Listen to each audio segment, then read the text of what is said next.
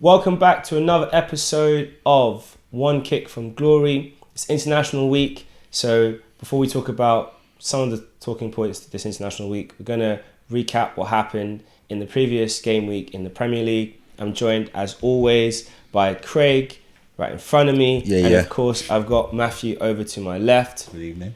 You know, we've had a lot of exciting games, a lot of interesting talking points going on across this game week. And we're going to start off by the big game of the weekend, to Liverpool and Chelsea. The two teams that are likely to be at the top fighting for the title.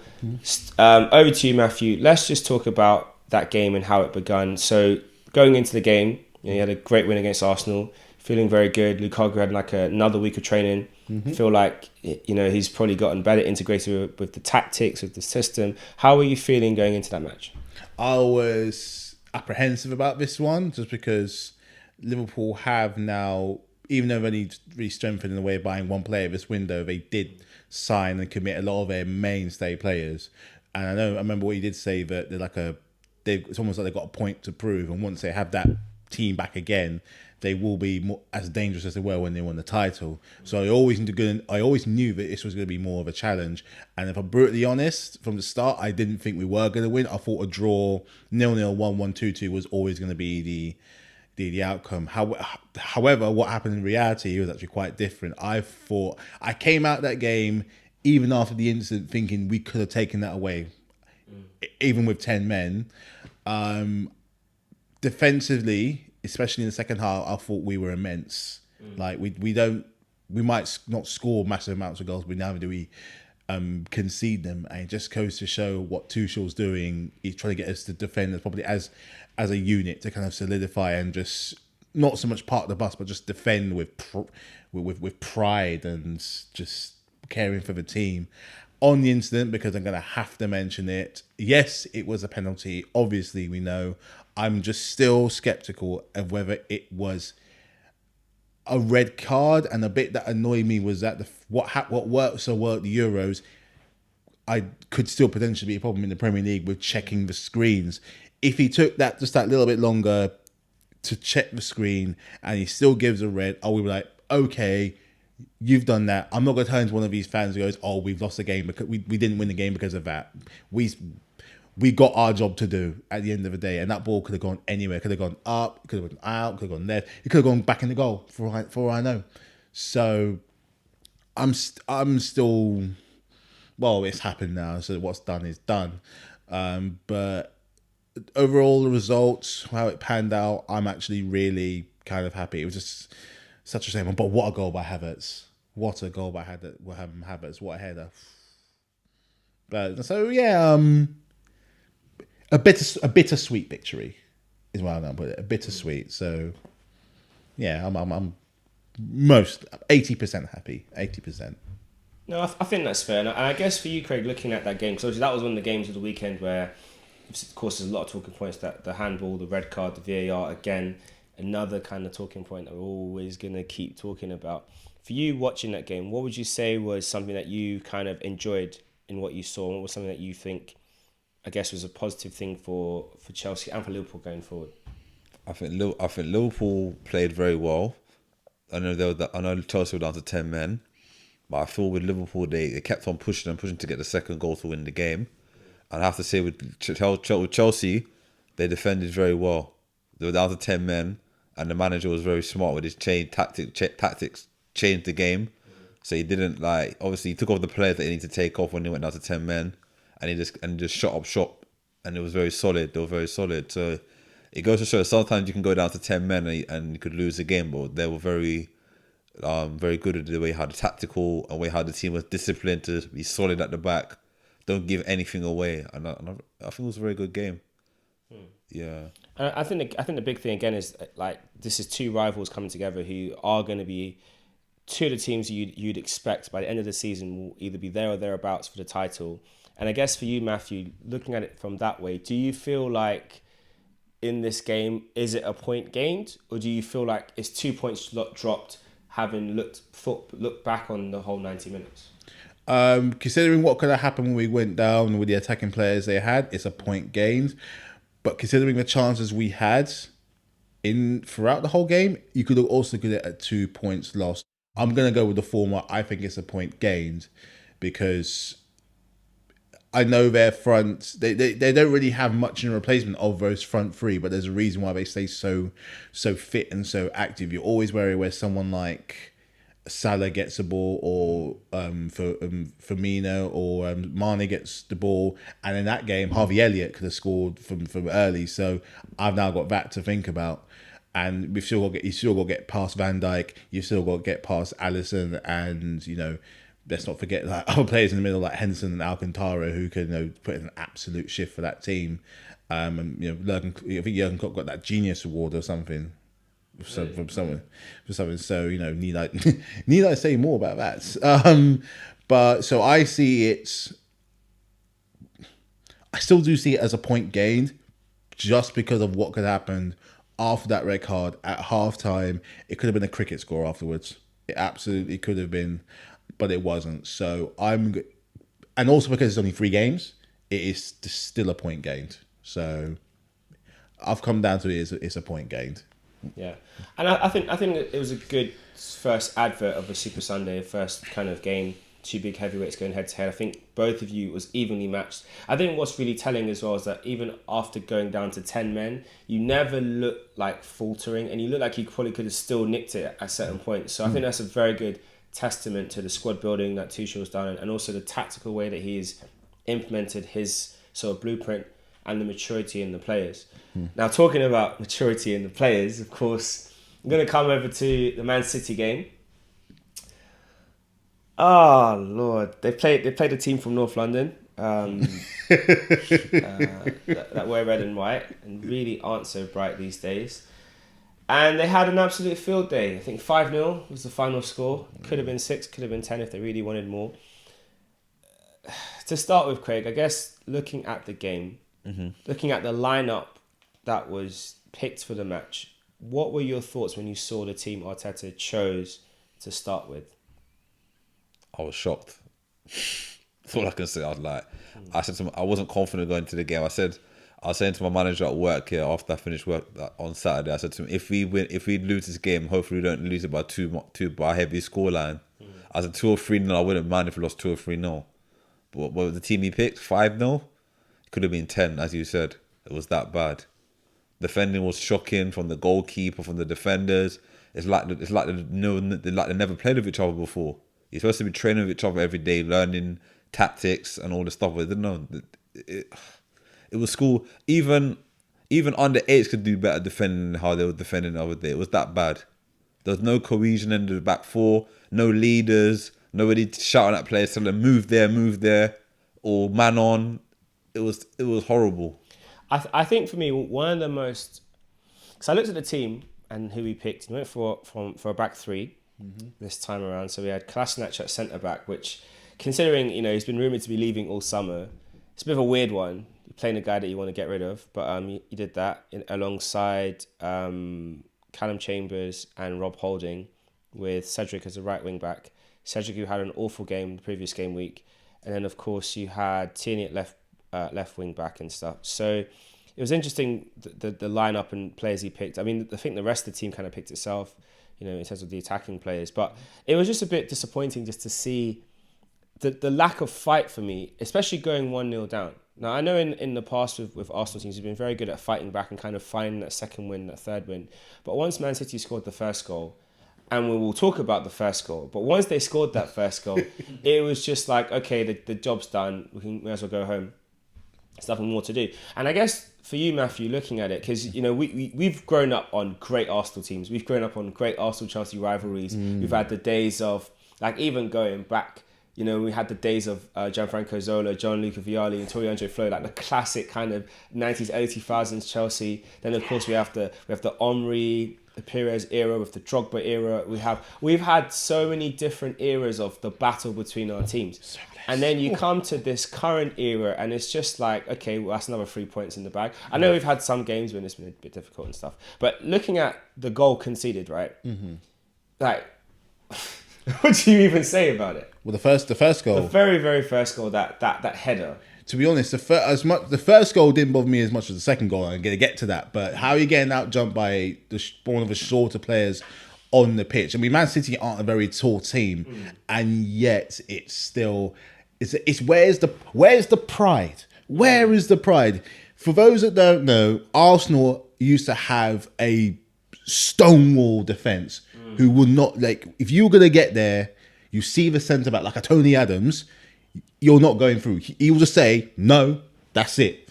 Turn around, gone. And you had him, you had Campbell, you had Lauren, a Cameroonian defender called Lauren, who apparently in training would leave it on you. Yeah. Like, wow, no one, I mean, he was an invincible. Funny enough, he was the stories about this man, he would leave it on you. Like, no playing, no messing. I see your, that's what, I'm not even a fan of your team, and it bothers me about how bad that the defense for nearly all the goals. And the first one, you're getting out jumped by Gundogan. He's like, what, 5'6". He's shorter than all of us here. And I was like, come on, like Chambers holding, you got to do better than that. Big, tall, strong, English, born and bred. Come on, where's your pride? Where's, like, even if you've got to stick one on them, just do it for the team. And then it's nowhere near as bad as the second goal. Who was the one who got in the face? Who is it? Chambers got punched in the face. Chambers, yeah. I'm sorry, mate. Stand tough. Laporte is going to leave it on you. Give him some. To be fair, he was punched in the face. Goal should, and the fact that they reviewed it under VAR, and it still stands, to me, that's diabolical. It's the same as the Brentford situation where, okay, it's poor goalkeeping. Like, you never, as a goalkeeper, you never ever let a player come and crowd you out and get in your space. You always say, I remember playing one of my goalkeepers I used to play with, like a great goalkeeper. He used to have this thing. He'd say, "Get him off me!" And your job is to stand between the goalkeeper and that player and just get rid of them. You push them, you breathe on them, whatever you need to do. What you got to do. Lean on them, you press them, you get them out the way. Mate. But the fact that Pontus Jansson managed to grapple Leno and pin his arms down so he couldn't jump, that's a foul. Yes. This one, he gets punched in the face. But aside from that, I agree with the rest of it. It's just not, like, as a defender, you can't just stop looking for the ref to do the thing for you. You're there to try and defend him as well. So yes, I agree with that. It should have been put to VAR, and the goal probably shouldn't have stood. But you're a big man from a team who used to know how to defend. Campbell wouldn't stand for that. Lauren wouldn't stand for that. I don't even think Koscielny would stand for that. And as for Tony, if that was Tony, there would have been a fight. I'm not saying you should fight, but get that gumption going. Like, get that Rudiger energy. I think for me, what I would have done is, after the goal went in, I got punched in the face. I would have gotten up and been like, "He punched me! Check! He punched me!" I'd have gone to Laporte. "You punched me! And I would have squared up to him. And that forces the referee to check it again. Because what he had is Chambers is on the floor. The player's like, he hit him, and then it's like, he gets up, he hit me, ref. I'd have been like, bro, he punched. I would have made it very clear what he did. So the referee would have seen it, and I don't know what he looked at, or what VAR looked at. But for me, the referee has to go back and review that. So that is true, but it shows like how back in the day we didn't need things like this. The certain players would come by, and you just seeing them coming as a referee looking up, thinking, okay. Fine. But it's just how you're defending bothers me so much, and I don't even support you guys. I just don't know. You need to fix it. You really do. If you're going to lose, lose a certain way. Lose fighting. Lose showing some kind of, even if you might not necessarily have a game plan, lose like with, don't make it easy for them. Show some grit. Some determination. And I think that's my biggest issue with Arteta's team right now. Because when he first came in, even though like the games were tighter, and even the previous games against Man City when they beat us like a 1-0, 2-0 at best, they were, and the ones we won. But it's taken the losses, they were a lot closer. Man City had to work to win. Okay, when the goals came, all the goals we conceded against Man City, they didn't have to work for the goals. Because the goals were easy. Like, they're all defensive errors. Every single one. I still remember the one Bernardo Silva when he got it and just bent it in top corner. It was just, anyway. He may not have been in charge. Anyway, he might not have been in charge back then. But all the goals have always been easy defensive errors. The one David Luiz, the ball bounced, he miskicked it, and it's a clean run through, bang. So they're easy, but after that point, it's a game. Like they never felt like, oh, it's gonna be easy. Like they had to keep working to kind of stay in it. And what I found now is that the team don't have that same level of fight or determination, like in how they play. And I'll turn it over to you, Craig. I guess like looking at it, obviously it's a different team. We can't really compare eras. We're not the golden team we used to be, and clearly we're on like a weird developmental cycle. Where do you think, or what do you think Arsenal need to do or need to show you in the next 4 games we've got to say that Arteta should stay on? I just want. And before you answer, I'm being very, very generous with 4 games. He should have been gone last week. Every day is on borrowed time. But let's say 4 games. Okay, in the next 4 games we've got Norwich, and we've got Burnley, Tottenham, and then we've got West Brom and Carabao. No, we played them already. Wimbledon. Carabao. Okay, in these 4 games, I'd love to see him pick his strongest team. Hopefully, I think Gabriel should be back fit. Ben White should be back fit after the international break. So and a new signing we got recently. Yeah. I'd love to see him and I know Partey may be fit, might be fit. I'm not sure. Well, Ben White and Gabriel both played. Hear this kicks right. Arsenal are the gift that keeps on giving. So we played a behind closed doors friendly against Brentford under 23s. We beat them 4-0.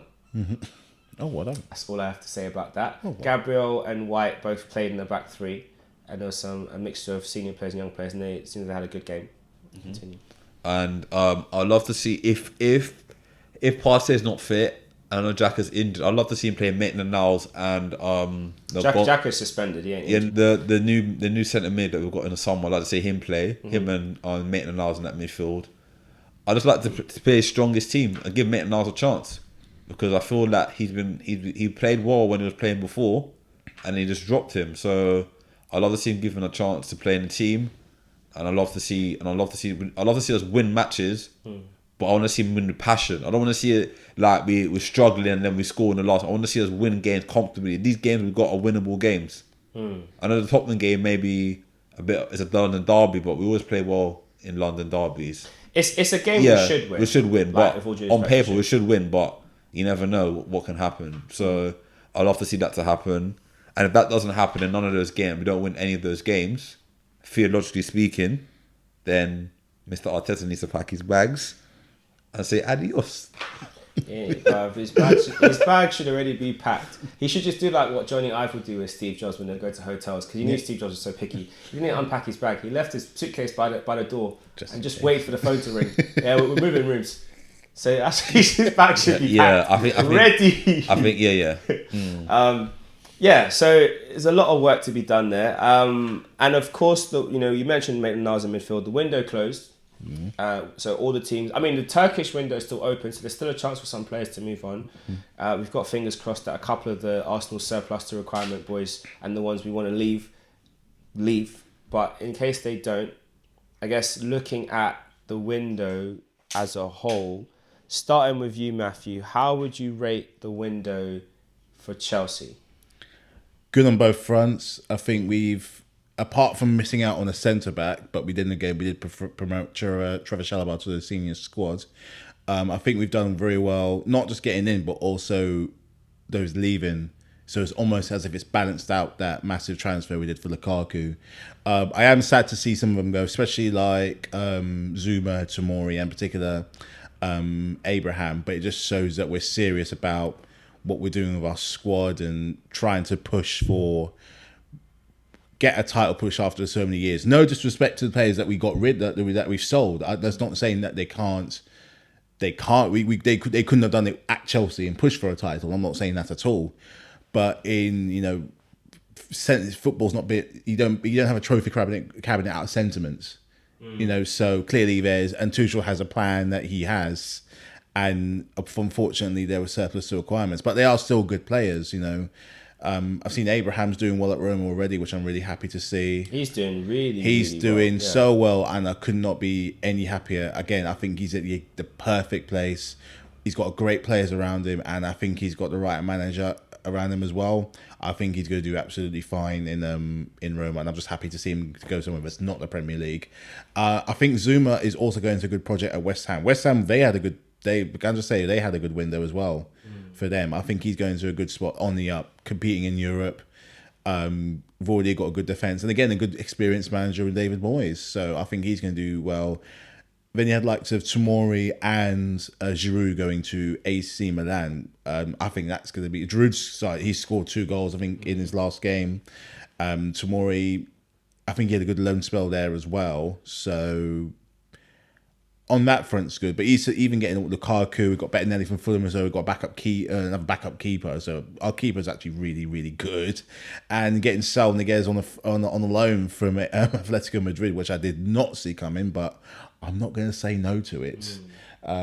So our midfield just got that little bit more stacked. So if you were to break down both our teams, the teams we could play in the Premier League is absolutely off the chain.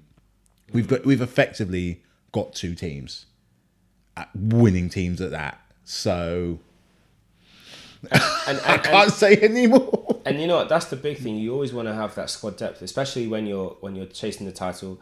I would imagine that you probably want to try and retain Champions League again.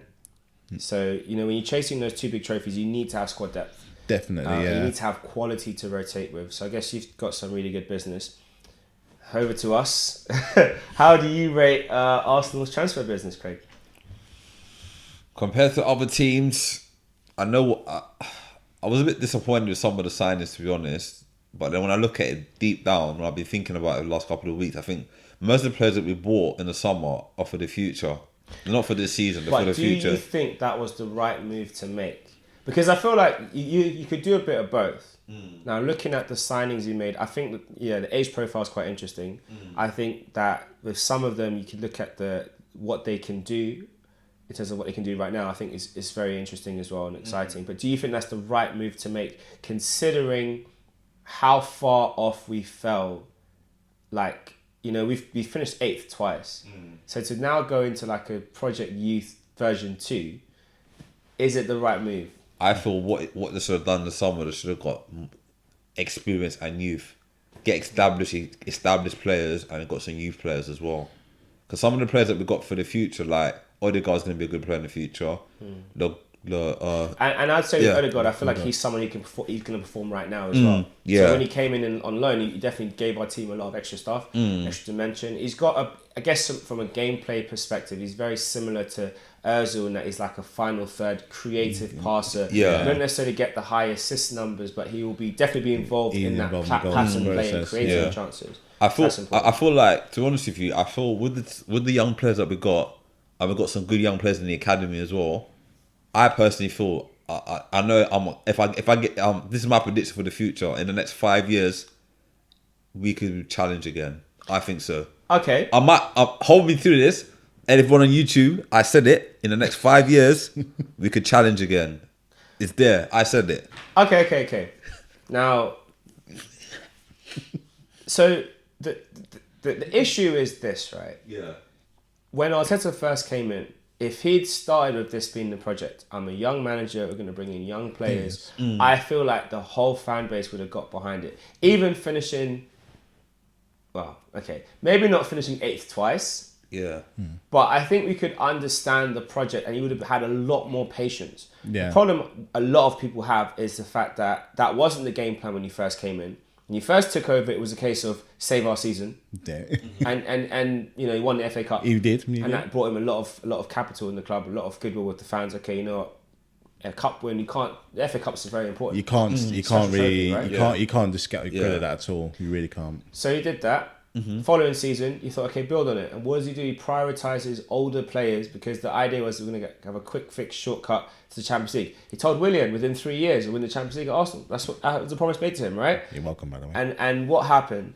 Didn't work. We finished 8th. In fact, we were near the bottom part of the table until he brought in the youth players. But you have to remember, we were one kick away from getting to the Europa League final last season.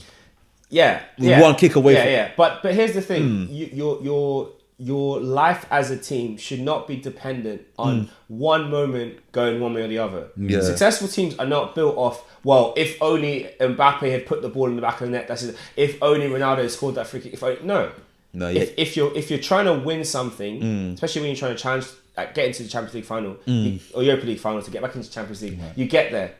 You put out the performance to get. You don't rely on one Aubameyang swing of the foot to get you into the. No, I think at all. I personally feel with that as well. What you're saying, you're totally correct there. What you're saying, I feel like for us last season, our 38 games last season, we're not good enough. To be honest, 38 games in the season, I think you play home and away. We didn't play well. Most of our games last season at home, our home record was very poor last season. I think we only won, how many home games did we win? I think it was 6 or 7 home games we won last season. Not many of them. Not many. And away games, and we lost. And some of the games, the teams that we lost to Burnley, who did we lose to? Villa, Wolves. Not us. No. So there's some games we lost last season, and I'm looking at myself thinking, I'm scratching my head thinking, what is this? Trust the process. We trust the process is not working. But that's the thing. So the process has changed. So what we were told initially, they've changed it. They tried to say, okay, now we're going Project Youth. Fine if that's the case. Yeah. But an article came out in The Athletic about the Arsenal transfer process saying that there were certain players Arteta signed off on. There was a podcast with David Ornstein talking about it and how it was actually Edu's plan to go Project Youth. And Arteta was a bit surprised because he thought, well, in football, I don't really have time. Yeah. You're telling me to trust the process, which requires time. It's a bit of a strange one. So I guess for you, Matthew, looking from the outside in, looking at what Arsenal have done in terms of the players they've bought, it's nothing for you to be afraid of for Chelsea because what is there to fear, really? There's nothing there to be afraid of right now. But would you say for fans then, like taking this direction, because of course you guys don't do that. No. You have youth team players, but you don't really, it's not like we're going to build for the first team. You guys buy what you need. And then you if your young player is good enough, they'll get a chance, right? Yeah. How do you think then fans need to look at this and temper expectation going forward? I'm not saying they should be patient because for you guys, it's not 3 games. I think this is 20 months because he's been there. He's had 2 windows. He spent a lot of money, and the records that he's getting they're not the records he needs to be setting. I personally think he has up to the Spurs game to really kind of that's cut-off point for him is the North London derby. That's the one. What I would also say is for your team is I don't think the case of the players you're buying is the players you're not getting rid of. There's a lot of players because you're not a terrible team and anyone can see that. You've got some really good players, but you've also got some players there where the badge just is far too heavy for them. And you're not investing in. It's all well, like you're saying, investing in youth, and that's not a bad thing to do. That's a great thing to do to give them a chance. But I also think that football's fickle, and it's not built on let's give these youngsters a thing because there's too much pressure on them. You do need that.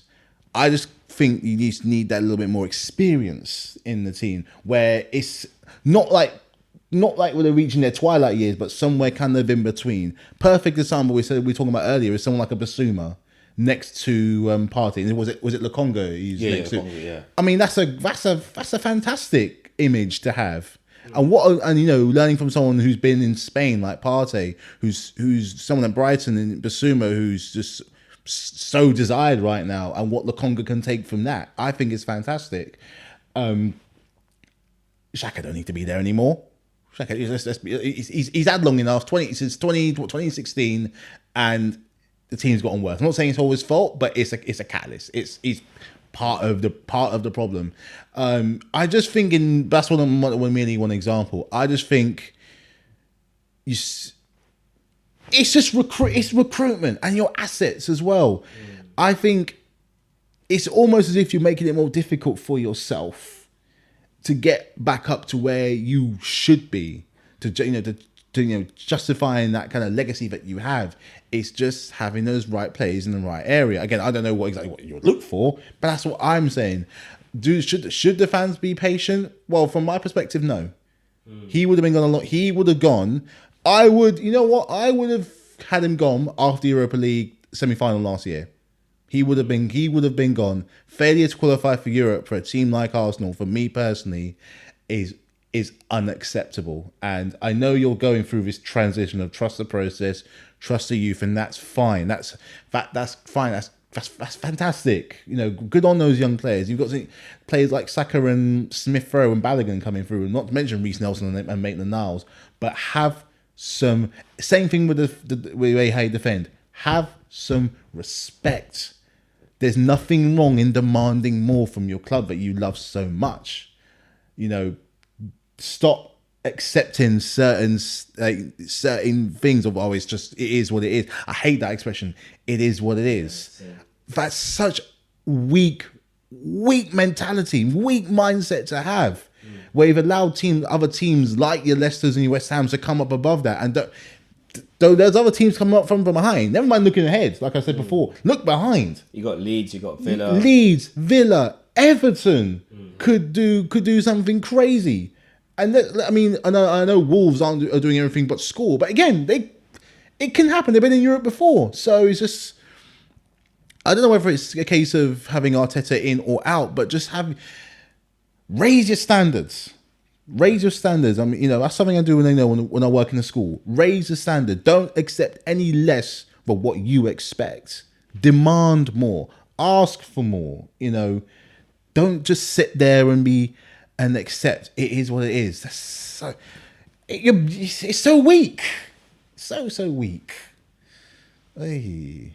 And over to you, Craig. You're going to add something to that.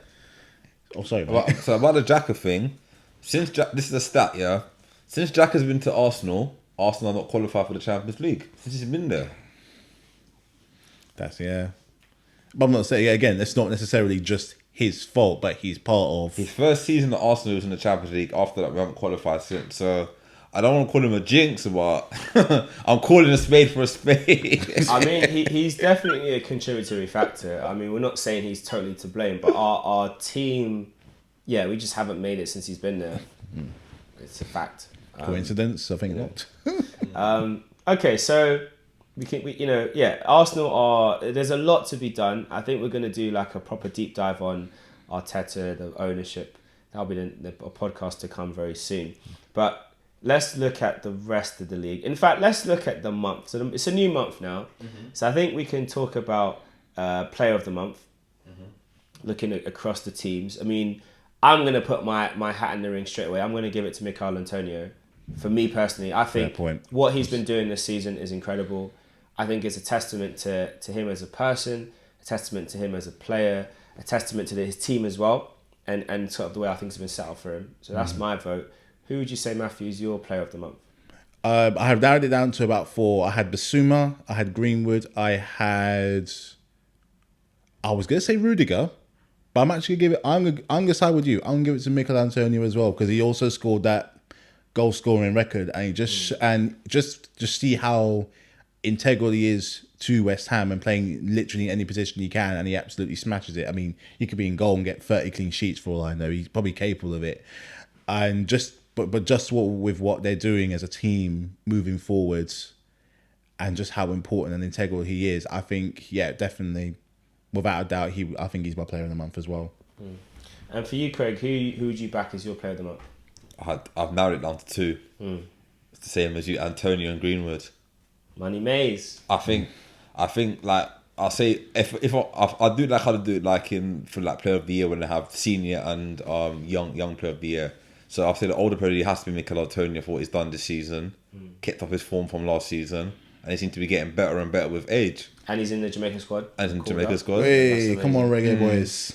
And I would say Greenwood, because everyone at United have been raving about Greenwood for a long time. They're saying he's the next best thing. The guy can finish. Left foot, right foot, header. He's on the path. He can go as far as he wants to be in the game. He just has to be level-headed, stay focused, just play your football, learn from players like Ronaldo, learn from Rashford, learn from Cavani, learn from all the great players at United, and he could be a top world-class player.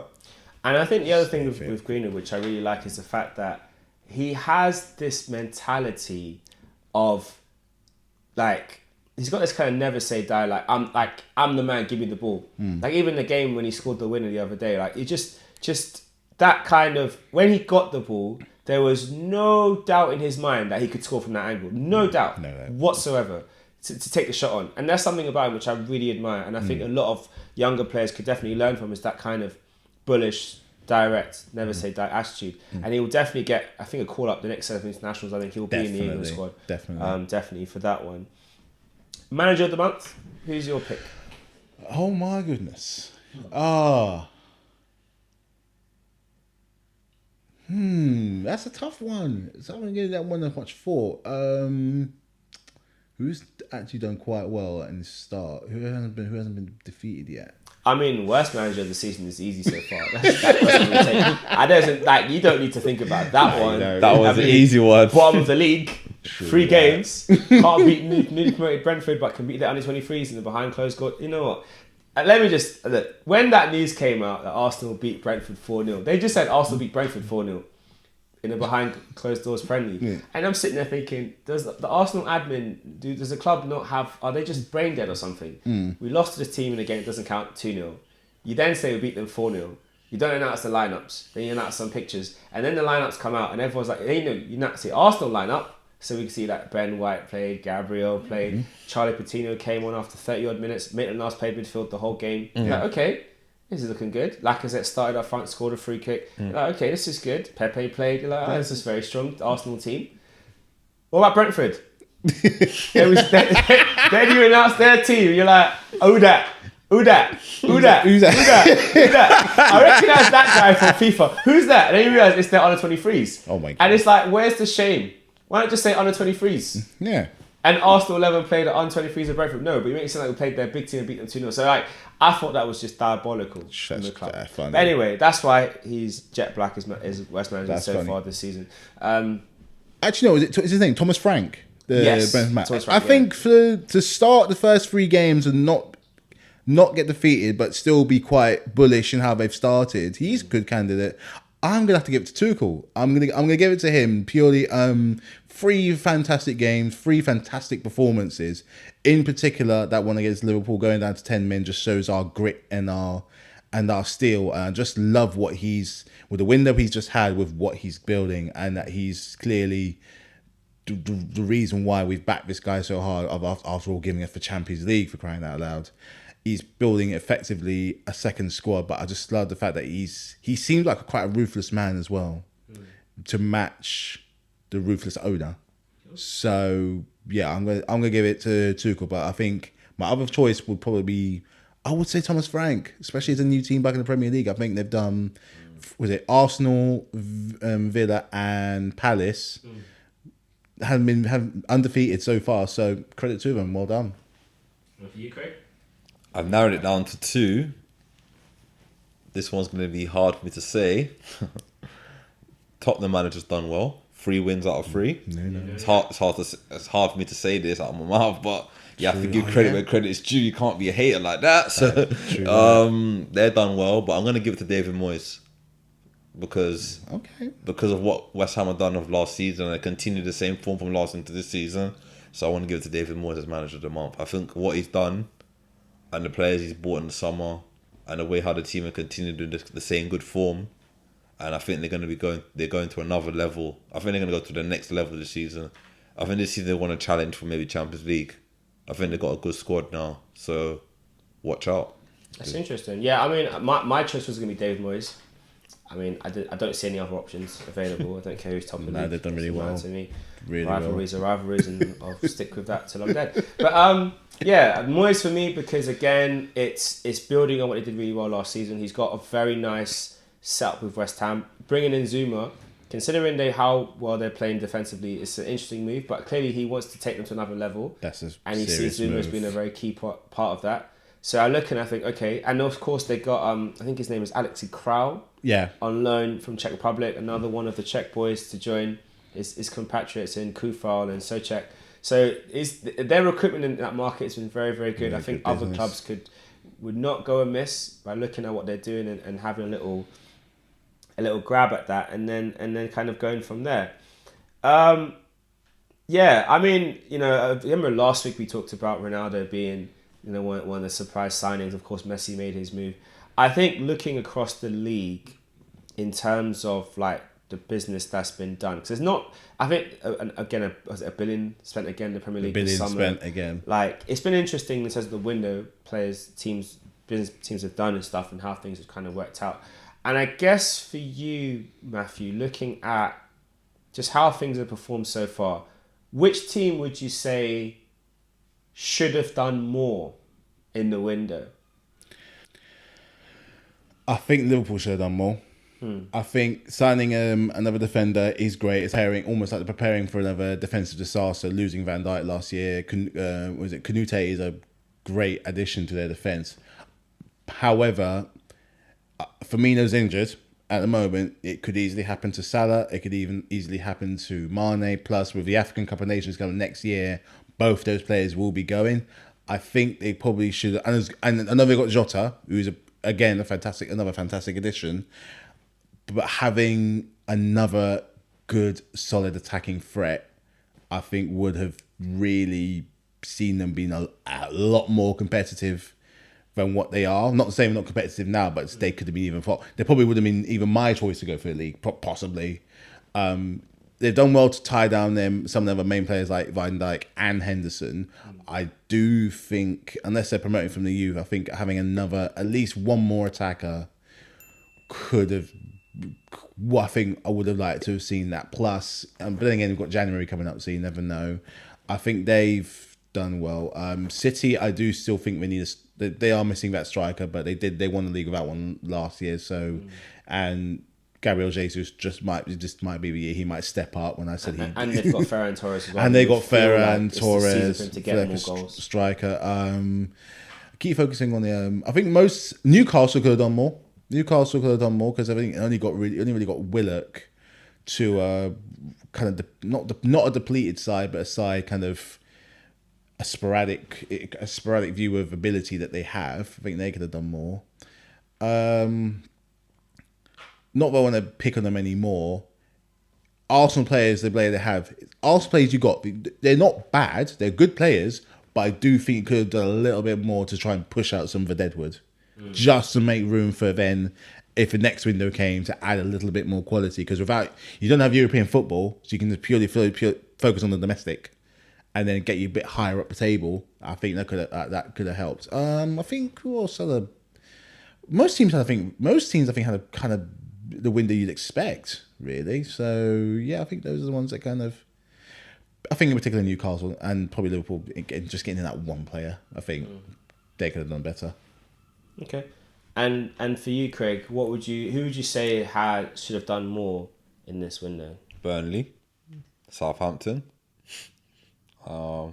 Southampton lost their bet. They lost Danny Ings, who scored so many goals for them. They lost who? They got Vestergaard. Yeah. Vestergaard. He was a good defender for them, so I think they should have bought more. And they got Armstrong, but I think they should have bought more players as well. Burnley, because I think this season they're going to struggle because they lost some players, and I think they haven't really replaced them. And as Matthew said, Arsenal as well should have get rid of more of the deadwood and try and get maybe a strike. I think we should have got another striker in the summer. Yeah, I mean, I think definitely on the striker note, I think it's a tough one because Lacazette would have had to have left for that to make sense, and then Ketia is still there.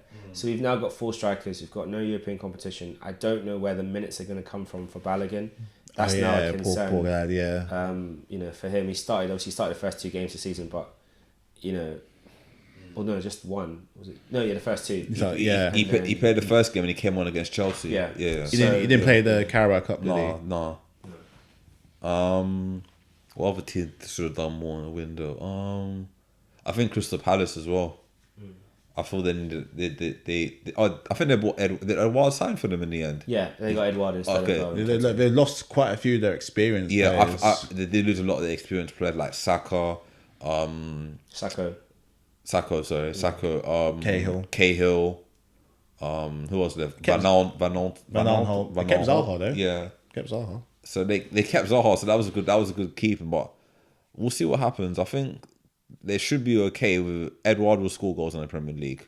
He scored loads of goals in Scotland, in Celtic, so I feel he'll be fine. Once he gets used to the league, he'll be fine.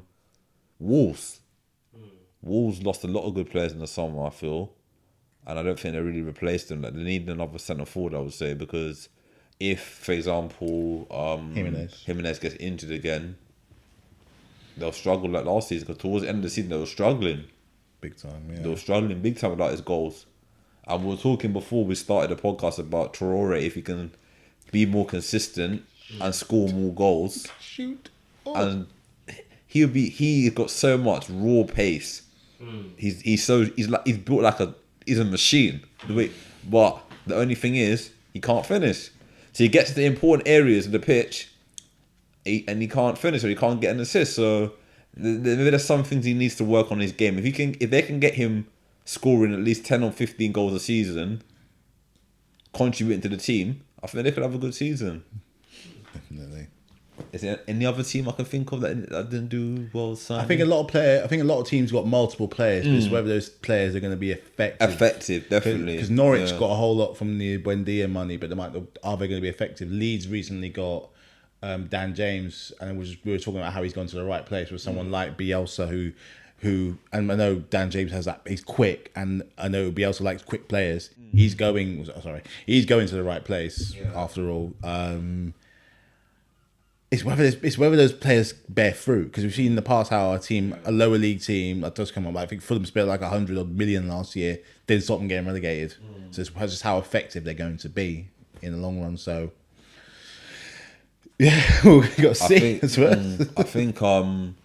I think another team that didn't really spend a lot. I know Leicester. I thought they should have bought some more players in. I know they bought the striker, they bought the midfielder, and they brought in Lookman. But I thought that they need more strength in depth, because every season they start off well, and towards the end of the season they always seem to fall off.